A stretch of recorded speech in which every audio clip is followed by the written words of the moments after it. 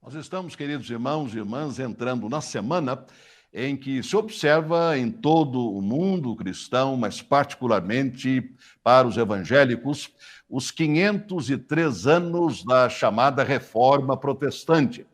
E por isso é que li na carta de Paulo aos Romanos, no capítulo número 1, começando com o versículo número 8 até o versículo 17, sabendo naturalmente, todos nós assim sabemos, que o versículo 17 é de fundamental importância dentro do movimento da Reforma Protestante, pois foi por volta de 1515, ou seja, 2 anos antes de que a reforma viesse a acontecer, no dia 31 de outubro de 1517, que Martinho Lutero, no estudo da palavra, foi profundamente impactado pelo versículo 17. E volto a lê-lo mais uma vez. Porque a justiça de Deus se revela no Evangelho, de fé em fé, como está escrito: o justo viverá por fé. Ele foi muito impactado por esta palavra, que vem diretamente de Abacuque, no capítulo 2, do versículo 4. E é aqui trazida pelo apóstolo Paulo. O Espírito Santo usou este versículo para pressionar e impactar profundamente o coração do seu servo em 1515. Então, isto fez com que dentro dele todo um movimento espiritual, por assim dizer, toda uma dinâmica bíblica e espiritual acontecesse, a ponto de ele chegar a um momento de entender com clareza que a fé é de fundamental importância para que se receba a justiça de Deus, conforme nós a temos em Cristo Jesus. Então, a justiça aqui colocada é a justiça de Deus, não a justiça humana. Ela se revela no Evangelho, nas boas novas de que Deus estava em Cristo, reconciliando consigo mesmo o mundo, e ela é apreendida, ela é aceita através da fé. O justo viverá por fé, diz esta versão, Nova Versão Almeida. A sua versão talvez diga: o justo viverá pela fé. Todas elas coincidem na mesma mensagem. Nós dependemos da justiça de Deus em Cristo Jesus e nós a recebemos através da fé. E lá se vão quase 503 anos, desde aquele distante 31 de outubro de 1517, quando o Espírito Santo escolheu aquela pequena cidade, pequena até hoje. Vamos imaginar 503 anos atrás, a pequena cidade de Wittenberg, onde estava residindo, onde estava atuando Martinho Lutero, para ali fazer uma nova virada na história. Houve uma mudança extraordinária na história da igreja cristã naquele dia, quando a palavra do Senhor, de modo muito particular, passou a dominar uma nova etapa, para não dizer um novo momento na história da igreja cristã. E de lá para cá, nós sabemos o que tem acontecido, e o cristianismo hoje, indubitavelmente, é radicalmente diferente do que era naquela oportunidade. Então, há 503 anos, neste próximo sábado, dia 31 de outubro, estará sendo observado, estará sendo constatada historicamente a passagem dos 503 anos da chamada Reforma Protestante. Uma vez que nós estamos iniciando, então, esta semana muito especial, nós estaremos refletindo hoje e no culto de oração da próxima quarta-feira sobre as 5 afirmações, 5 declarações que constituem o perfil doutrinário ou a espinha dorsal do que foi a Reforma Protestante. Nestas 2 meditações, a de hoje e a da próxima quarta-feira, nós não vamos cuidar dos fatores históricos ou das implicações históricas ou dos relacionamentos históricos entre as várias denominações e a Reforma Protestante. O nosso foco vai ser hoje à noite, na próxima quarta-feira, exclusivamente sobre as 5 afirmações, volto a dizer, que constituem a espinha dorsal, a declaração doutrinária, por assim dizer, do que foi a Reforma Protestante e do que tem sido a sua implicação, o seu impacto para a história da Igreja cristã.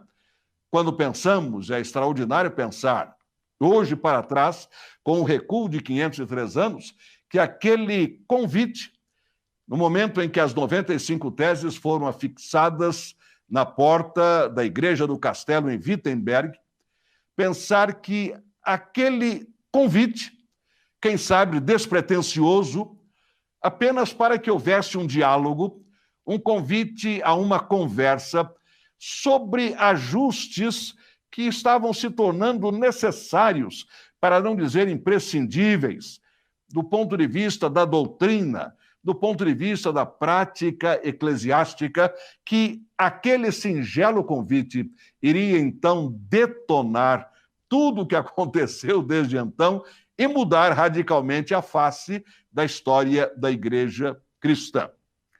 As 5 afirmações ou 5 declarações, que eu tenho certeza você as conhece muito bem, falam exatamente da palavra de Deus, falam da fé, falam da graça, falam de Cristo Jesus e falam da glória de Deus. São conhecidas estas afirmações ou declarações por expressões latinas desde então. A sola scriptura, isto é, tão somente as Escrituras, sola fide, tão somente a fé, sola gratia, tão somente a graça, solus Christus, tão somente Cristo, e soli Deo gloria, tão somente a glória de Deus. São, portanto, 5 afirmações que nós encontramos desde então e que caracterizam muito bem o que tem sido todo o movimento iniciado há 503 anos. Vamos iniciar, então, pela primeira, a tão somente as Escrituras ou sola scriptura. Em outras palavras, a palavra de Deus estava sendo ressaltada e está sendo ressaltada desde então e agora nesta oportunidade como a nossa única fonte de autoridade e de prática. Temos como um dos princípios doutrinários das igrejas batistas em todo o mundo a afirmação de que a palavra de Deus é a nossa única regra de fé e prática. Isto é, o nosso único padrão, o nosso único paradigma de fé, ou seja, daquilo que nós cremos, e também de prática, ou seja, daquilo que nós fazemos, particularmente em nível e em termos da igreja. Sola scriptura, tão somente as Escrituras como fonte de autoridade. Então, para nós não há outra fonte de autoridade. Podemos ter documentos que são importantes do ponto de vista histórico e até para nos orientarem na compreensão da palavra. Temos dicionários bíblicos, temos concordâncias bíblicas, temos comentários bíblicos, excelentes materiais, excelente literatura. Eu tenho certeza que você, meu irmão, você, minha irmã, tem feito uso desses comentários, ou dessas concordâncias, ou desses dicionários, todos trazendo uma riqueza incalculável da palavra de Deus, na sua interpretação, e até para nós conhecermos melhor os tempos, aqueles momentos em que a palavra veio sendo produzida. Sabemos que a palavra de Deus não foi produzida de uma única vez, mas num período de aproximadamente 1.500 anos, por cerca de 40 autores diferentes. Se são 1.500 anos, em termos de tempo, então nós temos diversos contextos geográficos, diversos contextos históricos, diversos contextos sociais, nos quais, nesses contextos todos, a palavra do Senhor veio sendo revelada. Daí a importância da chamada hermenêutica bíblia, ou a interpretação da palavra de Deus, para que nós conheçamos, tanto quanto possível, ainda que limitados pela nossa humanidade, como foi que aquele texto, ou aquele versículo, foi produzido em termos de ser revelado pelo Senhor, como ele foi entendido, a fim de nós hoje podermos, tanto quanto possível, debaixo da atuação do Espírito Santo, interpretar esse mesmo texto ou essas mesmas passagens. Um dos meus professores na área da pregação ou homilética, que é o estudo da arte da pregação, ele dizia que a interpretação hermenêutica nada mais era do que uma ponte entre o então, isto é, o que isto quis dizer então, e o hoje, o que isto quer dizer hoje. Na medida em que nós conhecemos o contexto histórico, político, social, geográfico do texto bíblico que nós estamos estudando, nós teremos uma extraordinária vantagem para poder fazer esta ponte do então, ontem, para o agora, hoje. Isso é papel da hermenêutica bíblica. E nós todos praticamos a hermenêutica, quer tenhamos esta consciência ou não, porque sempre nos perguntamos o que é que esse texto quis dizer, para que nós saibamos o que ele hoje quer dizer, que implicações. Até porque, por exemplo, do ponto de vista da língua, do idioma, seja ele qual for, há uma evolução ao longo dos anos. Palavras que tinham um certo sentido ou uma certa forma de ser compreendida como palavra, ontem talvez não seja mais hoje.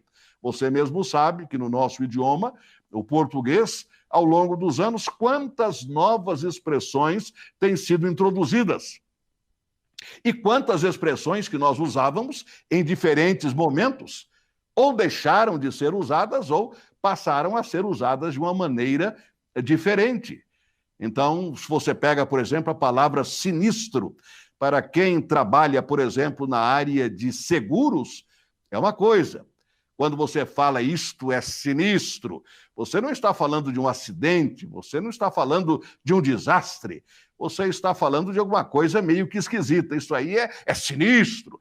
Então, a mesma palavra, hoje no nosso idioma, pode ter uma conotação diferente. Agora, imagine em termos da palavra de Deus. Mas, a despeito disto tudo, deve-se dizer que nenhum comentário bíblico substitui a palavra de Deus. Nenhuma concordância bíblica substitui a palavra de Deus. Nenhum dicionário bíblico substitui a palavra de Deus. E mais, nenhum livro de estudos bíblicos, nenhum livro de sermões vai substituir a palavra de Deus. Aquilo que eu estou, neste momento, proferindo é um sermão sobre um texto da palavra de Deus, mas não é substituto para a própria palavra de Deus. Destaca-se mais uma vez, faço questão de fazê-lo, a atitude dos crentes bereanos em Bereia, daí a palavra bereano, porque eles procuravam investigar se aquilo que Paulo estava dizendo era, de fato, o que dizia a palavra. Havia da parte deles o desejo profundo de serem precisos, exatos no conhecimento da palavra e colocavam, portanto, como exame tudo aquilo que ouviam. Eles estavam corretos. A palavra de Deus, ela sim é a palavra de Deus. Nada mais, em absoluto, substitui a palavra de Deus. Digo mais uma vez, nenhum comentário bíblico, nenhuma concordância bíblica, nenhum dicionário bíblico, apenas a palavra de Deus. Eu preciso desses instrumentos ou dessas fontes de pesquisa? É claro, para que eu conheça, com a atuação do Espírito Santo em mim, a maneira, isto é, o contexto em que aquele versículo surgiu. É importante isto, mas aquele recurso literário não substitui a palavra de Deus. Nem mesmo as notas de rodapé que talvez você tenha na sua Bíblia são importantes. Elas trazem o conhecimento de séculos de pesquisa, mas elas não são a Bíblia. A Bíblia é o que está desta linha para cima.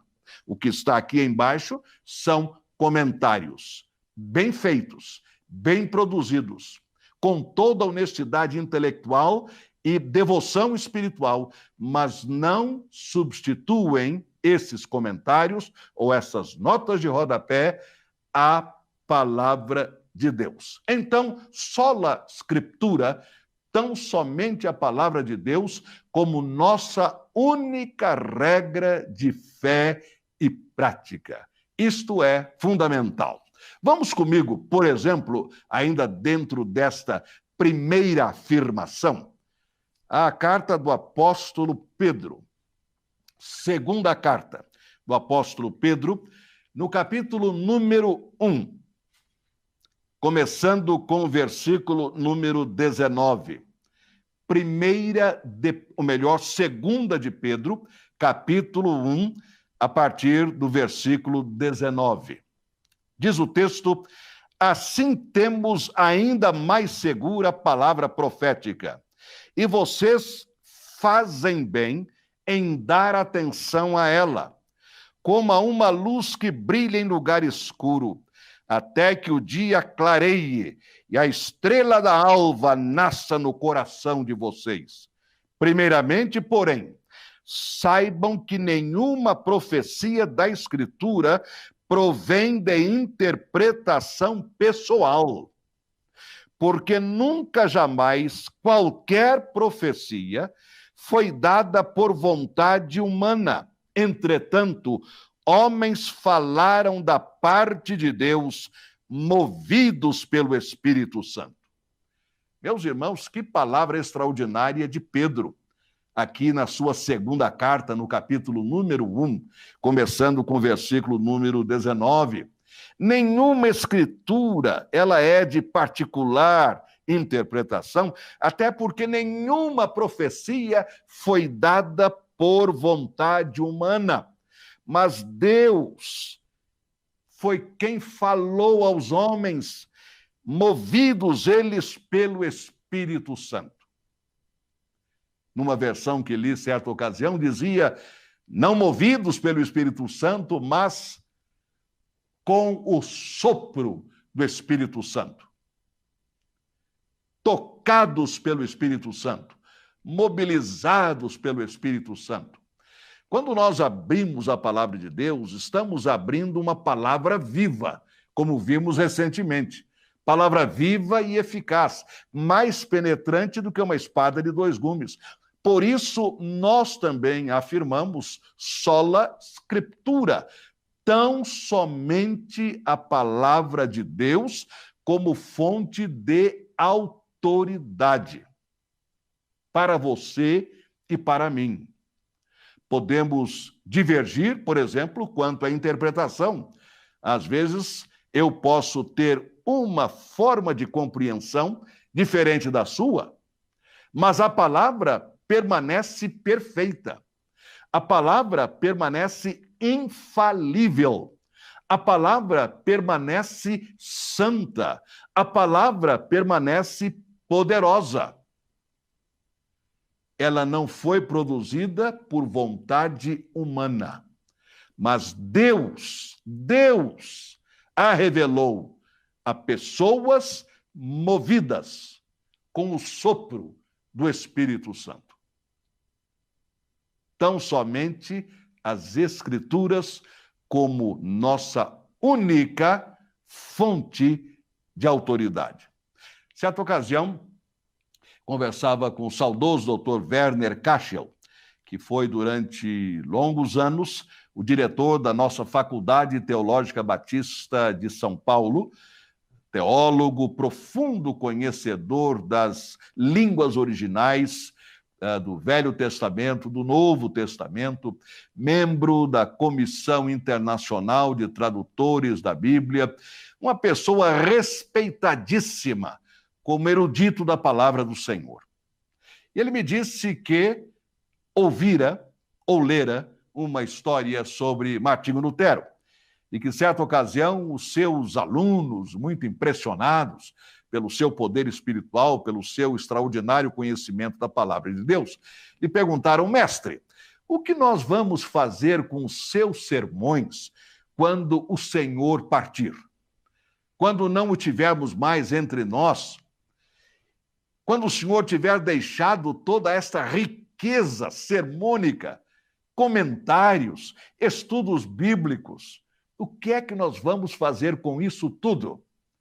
E Martinho Lutero teria respondido: queimem todos os meus sermões, para que permaneça apenas a palavra de Deus. Não é notório isso? Não é notável isso? E notório também? Extraordinário. Queimem, deem um fim, deem cabo a todos os meus sermões, a todos os meus estudos bíblicos, porque a única coisa que deve permanecer é a palavra de Deus. E você e eu acabamos de cantar este hino sobre Castelo Forte, escrito por Martinho Lutero. E o que é que diz a última estrofe? Sim, que a palavra ficará, sabemos com certeza. É ou não é verdade? A palavra ficará. No final, a palavra permanecerá. Ela, a palavra de Deus. Sola Escritura, tão somente a palavra de Deus. Há uma segunda afirmação, sola fide, isto é, tão somente a fé em Cristo Jesus. Isto elimina quaisquer outras iniciativas, quaisquer outras atividades. Então você pode me dizer: eu aceito a Cristo apenas pela fé, não há nada mais que eu deva fazer? Realmente não há nada que você e eu possamos fazer. Apenas a fé, tão somente a fé. Vamos comigo a Efésios, no capítulo 2, versículos 8 a 10, que você também conhece muito bem, tenho certeza. Efésios, capítulo 2, 8 a 10. A palavra diz, eu vou começar com o versículo número 4.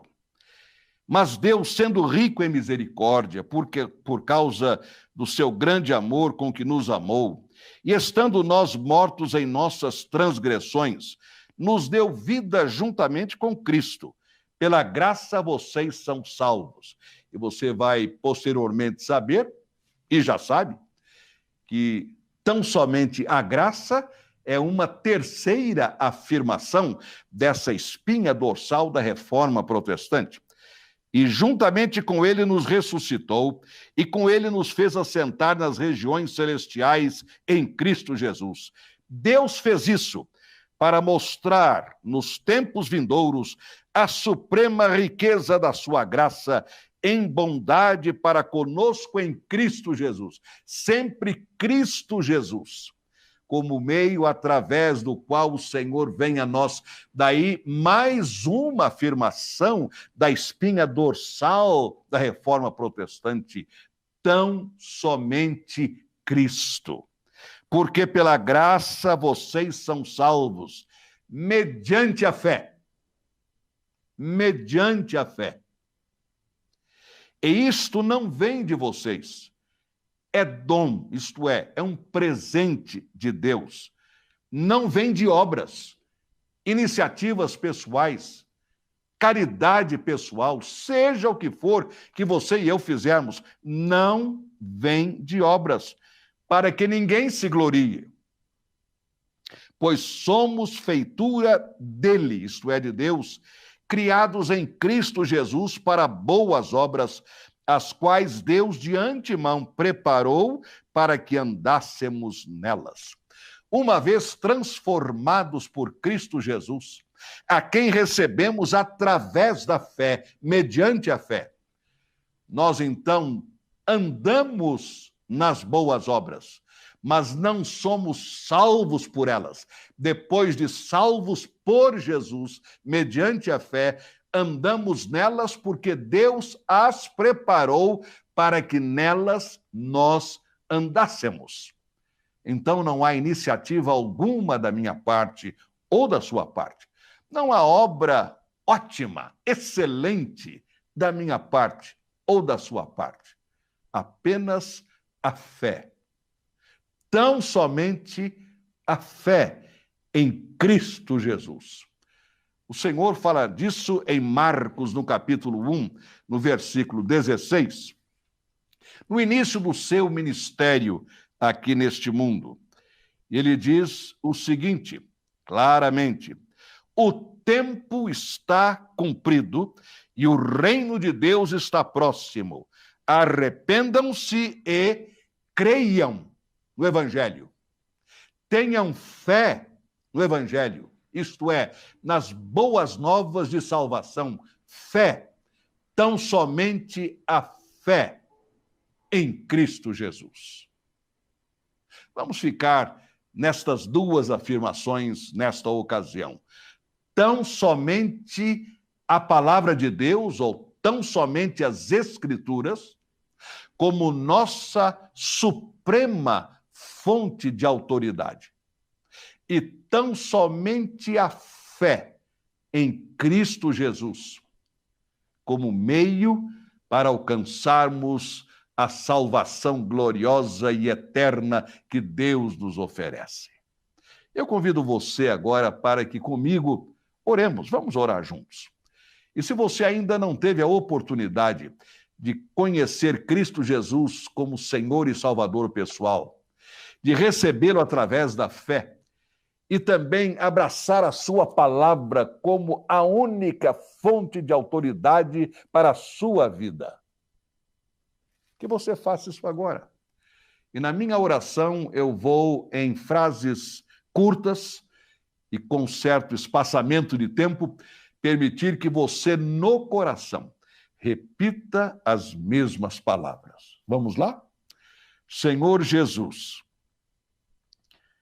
muito obrigado por tua palavra, suficiente, infalível, eterna. E eu, Senhor, declaro que para mim a tua palavra é minha única fonte de autoridade, minha única regra de fé e prática. Eu declaro também que a fé em ti é o único meio de salvação. Não há nada que eu possa fazer a não ser crer. Crer de todo o coração. Porque a justiça de Deus, ela vem através da fé. Aceita-me, Senhor Jesus. Purifica o meu coração e a minha consciência. Salva-me, Senhor Jesus. Eu te confesso como Senhor e Salvador da minha vida. Em teu nome, amém.